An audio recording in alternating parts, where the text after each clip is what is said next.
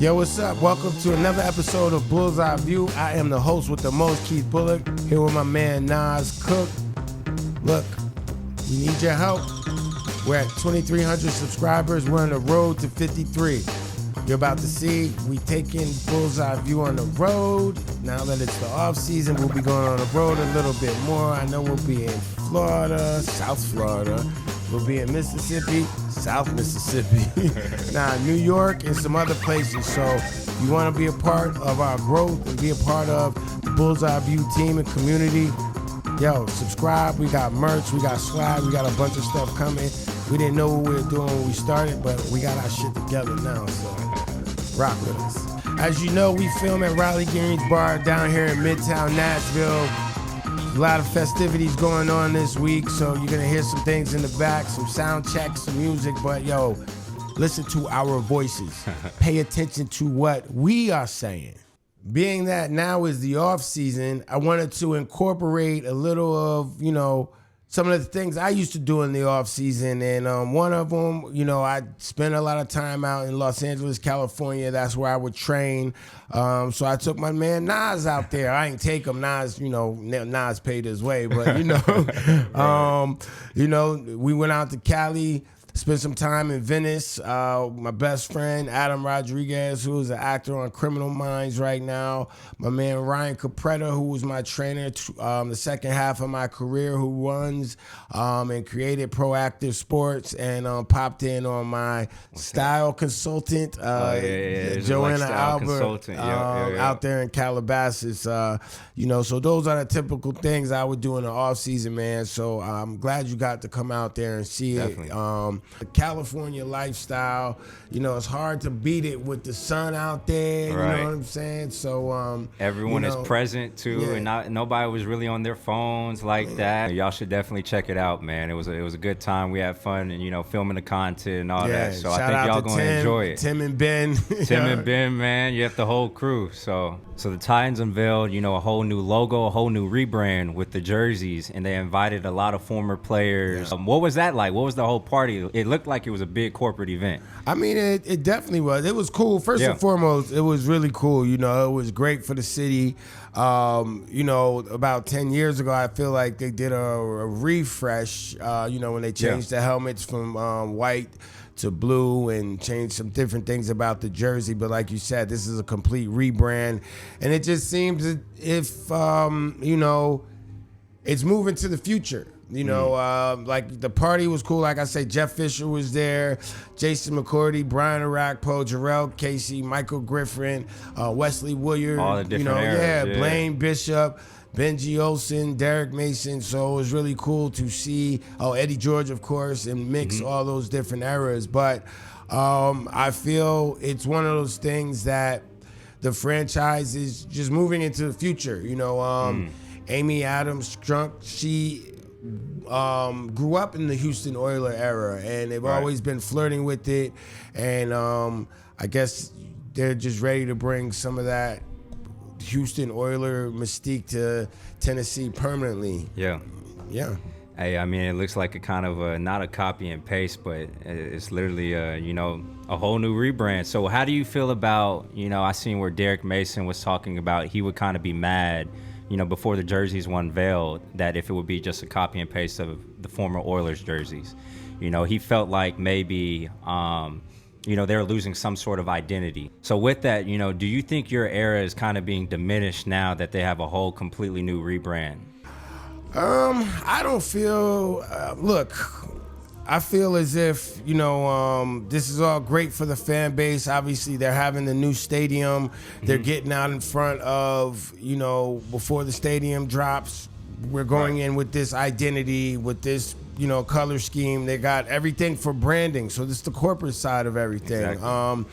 I don't know how much the footballers really cared about. We'll see in this last year of the stadium, because this will be a great opportunity to remember some of those teams that played, some of those foundational players and teams that really built what this is. The only thing that can happen, and I hope it happens for them, is for, this team to go into the new stadium and go to the Super Bowl and win. Like, that's the only way that they can really replace any of the history of the old team that started here in 99, and then obviously moving on through the teams from all the way up to 2026, when obviously this year will be the last season. So I know it's very long-winded, but I always feel and felt that you get an opportunity as a player to go out there and, put it down as best as you can. You're like an artist, right? You put it out there, and it's left to be judged. And I feel that era was the foundation of the Tennessee Titans that's going to the future now. Definitely, and I just want to add, too, you've touched on this a little bit, where you feel like when you walk into the Titans facilities, it feels like Target. Oh, yeah. So I can only hope that, this new stadium, they start to put up different pictures of Music City Miracle and different moments of what made the Titans, what made them who they are. Yeah, and, and for honestly, like, the sake of the organization, you can't really just gloss over what has already been done, because now what is your history? What do the players and the people that come into that building know? At the thing, you have people that are in the front office. They don't know Keith Bulluck from Jarrell Casey, from Michael Griffin, they know J-Mac because he's on TV, you know what I'm saying? But, and these are people in positions that, I would feel, and other organizations know who their guys are. So now to transition into free agency, the Titans spent more than $265 million on, different types of free agents coming in. So, my main takeaway is, we'll get into who they signed and all that, but there is a huge amount of overlap between, players who played for Robert Saleh, Dable, and even Borgonzi as a GM. I've got guys down here like Wan'Dale Robinson, Jermaine Johnson, Trubisky, Daniel Bellinger. Those are just to name a few. And then Malik Herring, played in Kansas City under Borgonzi. So there's a lot of overlap, between this. So I want to ask you this as a player, would you ever go to a different team, or like what's going through a player's mindset kind of when they're in the free agency?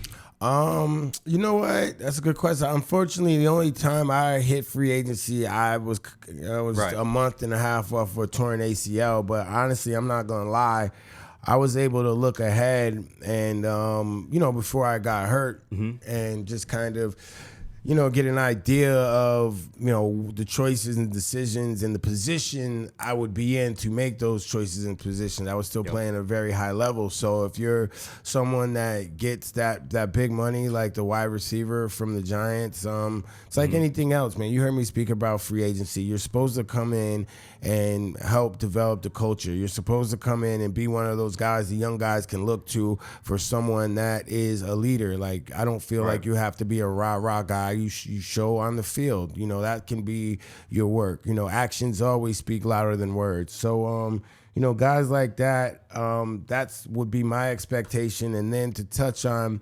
the overlap and the crossover between where they're coming from, well, you got to understand that Dable and Saleh, they're trying to implement a new system. What other better way to do it than have some guys that you really liked and that you trusted in your old system than to come in and help teach? Now, are all those guys going to necessarily make the team? Probably not, because, there's a lot of competition, and that's what they're creating instantly. They're creating competition within, the wide receiver room, the defensive back room. They brought in a lot of D linemen. So right there, they're trying to get their team ready to compete within within themselves, but then that will develop and create a mentality when they have to compete, against other teams. Yeah, let's hone in on that. You talked about the receiver room, defensive back room, and D line. So first off, the receiver room, the big signing, of course, is Wan'Dale Robinson. But at the end of the day, he's 5'8". He'll probably play the slot. He'll work the middle of the field for Cam Ward. So who do you think is going to step up in that kind of X and Z role on the outside? You've got DK, he had a breakout season. You got Alec Iomanner, and you still have Calvin Ridley.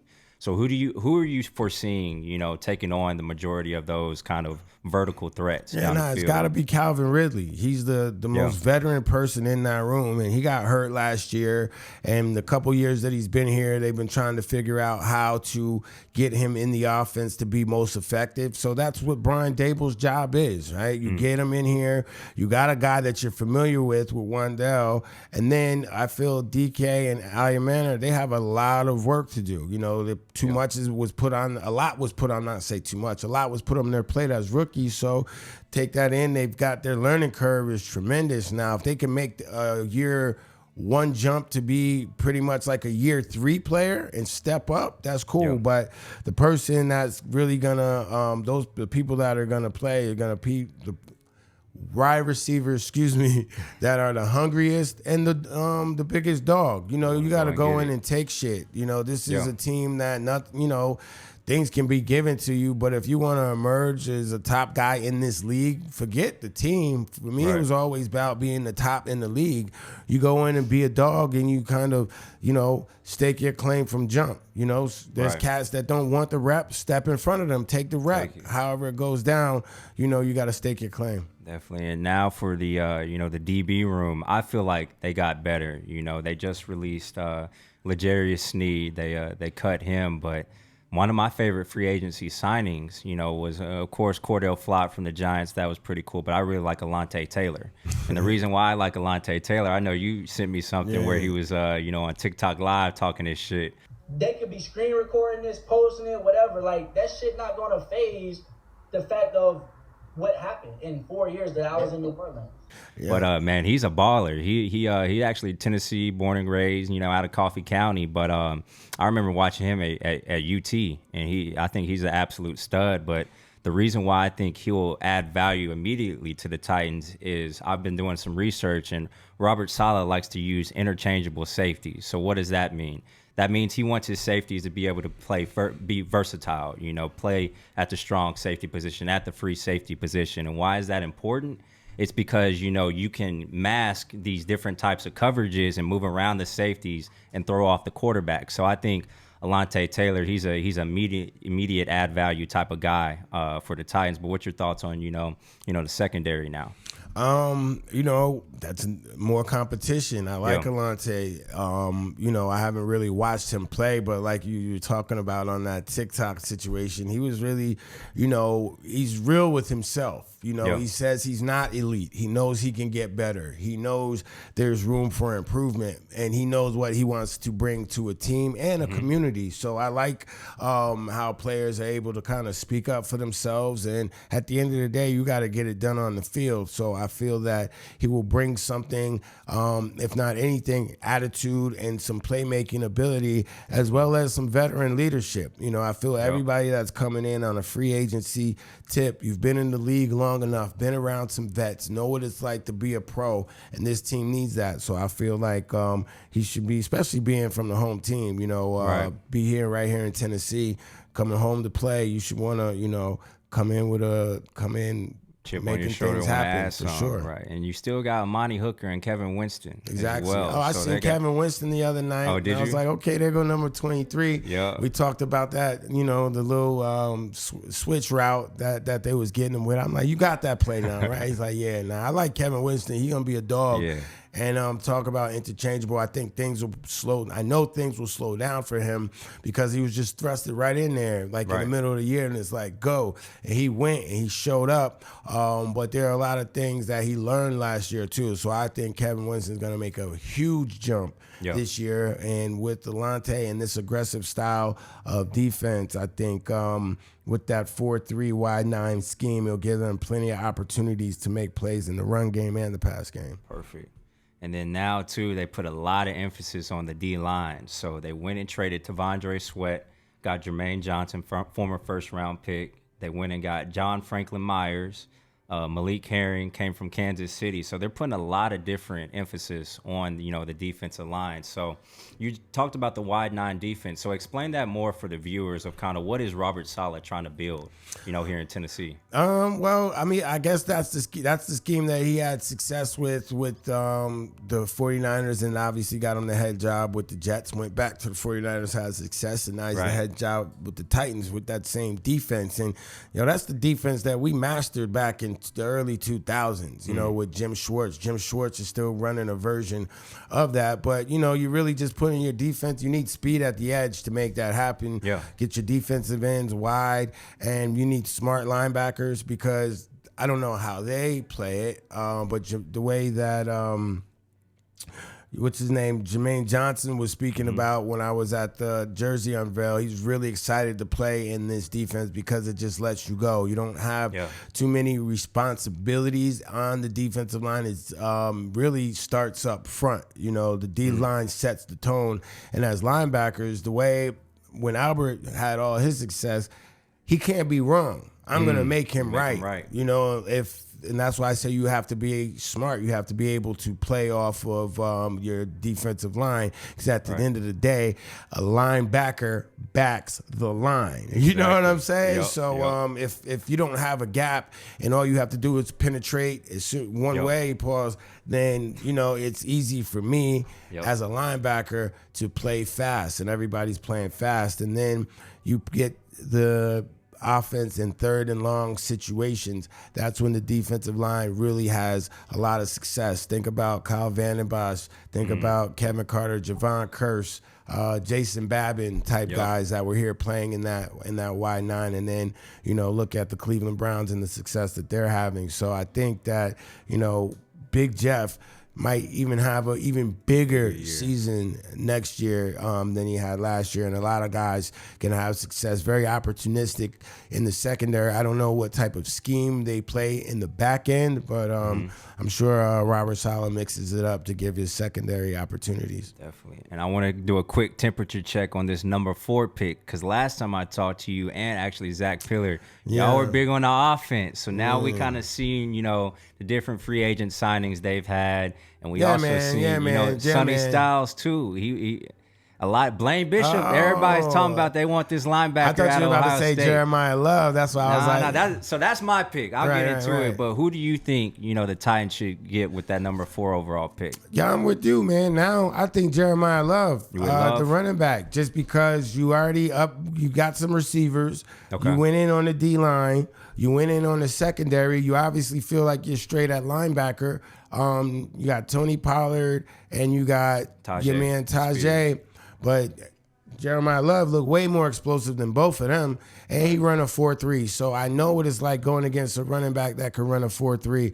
Right. Those seams that Pollard and Tajay Spears was hitting is going to look a lot different when Jeremiah Love hitting them. So I feel you can get a good wide receiver later in the draft. You can get a linebacker later in the draft. Like, my thing with taking a linebacker at number 4, he need to be game changing. He needs to be a game changing player. And I think with 33 and 52 with the Titans, they're young linebackers right now. Even if you have Connor Barton, is that his name? Yeah, Cody Barton. Even if he's in the picture, they can still do work because, like I say, this 4-3 starts with the line of scrimmage. So the second guy, if they don't get Love, is Sonny Styles. I might be falling into the combine hype, but I think, he looks like a baller, man. He's built like Megatron, Calvin Johnson, but he's a linebacker. So I see this as, Robert Saleh potentially getting his new Fred Warner. Right. But a lot of people he's an athletic linebacker, and a lot of people are saying it's kind of reminiscent of, kind of your stature and your play style. So what are your thoughts on Sonny Styles? Look, his stats pop off the screen. So obviously, the first thing I think of is, obviously his athleticism. Coming from Ohio State, I think he might have been, I think Robbie said he was a safety. He played transition from a safety. I think Fred Warner kind of did the same thing. So that's trending. You know, I think the rest just comes down to the mentality and what he puts into his game. Like I said, I don't know much about him. I saw him play. Nothing really popped out in the games that I saw. But what I do know is I always knew I would be a better NFL player than in college because there were certain rules within the defensive scheme that my college coach had that we had to play within. And then when you get to the NFL, it's like, yo, this is your assignment. As long as you make the play and don't fuck it up, you're good. So as long and I was able to learn that, and I was able to learn how to make our defense play as one, you know, for everyone to have success. You know, I didn't always have to make the play as long as I'm in the position for someone else to make the play. So, you know, when you see Fred Warner, he's in on a lot of plays, but at the same time, he puts his body and himself in position for other players to make the plays. So it's one of those things that I don't see why they couldn't get it done with, you know, the two guys that they Barton, Gray, and Thompson, 52. Right. But shoot, if you want that high impact guy, I just feel like you're rolling the dice because the last linebacker I could really think, and there may have been more, is like I'm thinking Luke Kuechly, I'm thinking Patrick Willis, and those guys were guys in college. So, you know. So March Madness is up on us, man, and we just had, you know, the SEC championship here, you know, in Nashville. Man, Vanderbilt made it, but they couldn't finish it off. But hey, you got to give shout out to your boy Ron Slay. Shout out to Slay. Dead on the money about your boy. Go ahead, Arkansas. Yeah, Slay Dog, like you said, Nas hit it on the money about Arkansas, and there's Acuff, man, that kid was phenomenal. Hooper. The Marbury comparison was on point. I really watched this weekend.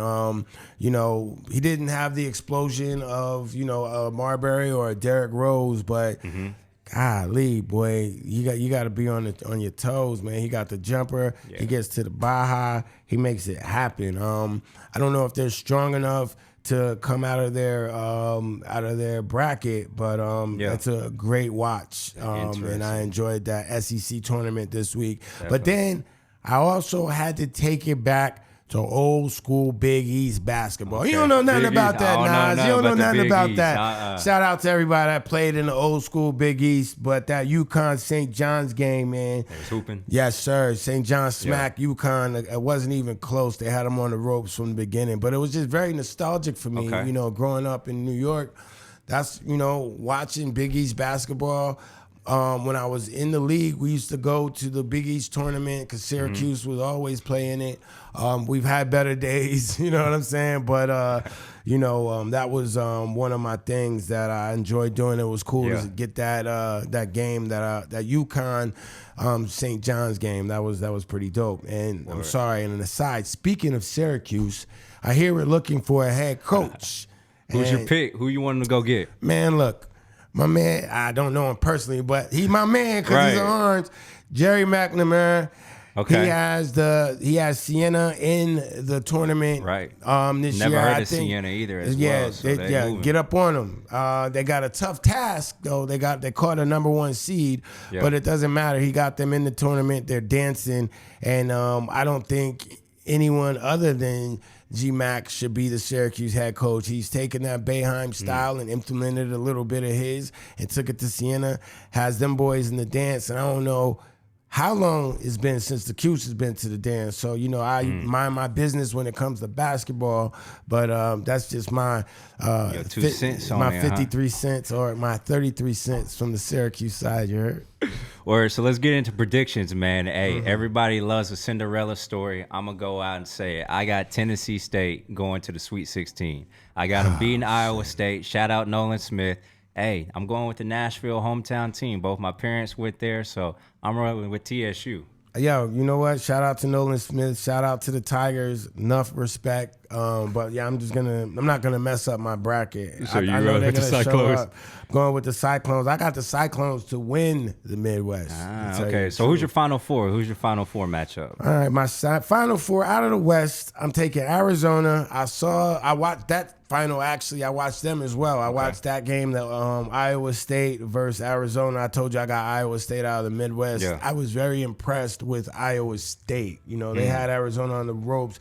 Arizona won it with a buzzer beater, but Iowa State is gonna, if they play the way that they played this weekend, they will shock some people. Maybe not shock, but they will represent out of the Midwest, which would be pretty cool. Yo, you know what?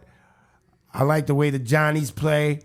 I like the way the Johnnies play. St. John sold me last year. I'm not even going. Yo, I'm taking them this year. I think that's why I'm taking them this year. You know, the way that they played, the attitude they came out with. Okay. The last game that they played in essentially was NCAA tournament game. You playing against, UConn. Right. So I think that they're battle tested. And then out of the South, I'm going with Houston, baby. I think Coach Hampton's, it's about his time. The Houston Cougars, they're going to get it and make it happen. I don't know if they're going to win it, but Final Four teams. So I got Arizona out of the West, Iowa State, St. John's, and Houston. All right. Hey, listen, I got Duke versus Houston. I feel like the Boozer twins going to ball out in the Duke. I honestly got them winning it all. I think Duke going to win it. Houston, you touched on it. Sampson, he's due. He's due. I wouldn't mind seeing him win it all. You know, he's definitely due. Arkansas versus Michigan. So, hey, we see what A-Cuff was about, man. Yeah. I don't know. He's straight baller. So I'm rolling. I always like to roll with a team that has a hot player, you know. So I got Arkansas. That's a fact. I got Especially Arkansas. during the tournament time. Right, exactly. I got Arkansas. And then Michigan. I feel like Michigan has been a solid 1 seed, but nobody's really talking about them. You know, I feel like it could be their year. So I don't know. You're not a big fan of Michigan? I usually am, but they're kind of whatever. They don't do it for me. But we'll see. It's tournament time. I'll tell you what, Arizona, I'm always fading Arizona every tournament. Oh, okay. Ever since I seen them lose to MTSU, never again. I'm not putting my money on Arizona until they win a championship.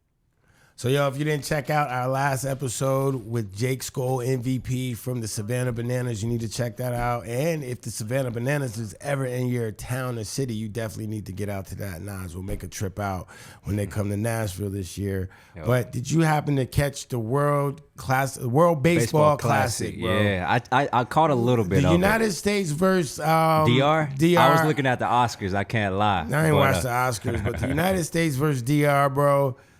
Look. Hey, I heard it was a controversial call, man. Look, man, you could go watch it yourself, but at the end of the day, what I will say is that umpire strike zone was low all day. Shout out to the United States winning. They got the win. They'll be playing Venezuela in the finals, but it's just funny as shit how that strike zone was low as hell. Let me ask you, low strike zone for who? Was it for USA DR as well or for the DR? For DR. Was he calling it both ways? I don't know. I don't know about that. But shout out to America for winning.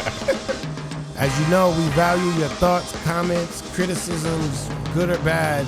Look, leave them below. That's the only way we grow, we get better, and come up with more interesting things and topics to talk about. Podcasting for the masses, and I'm coming correct.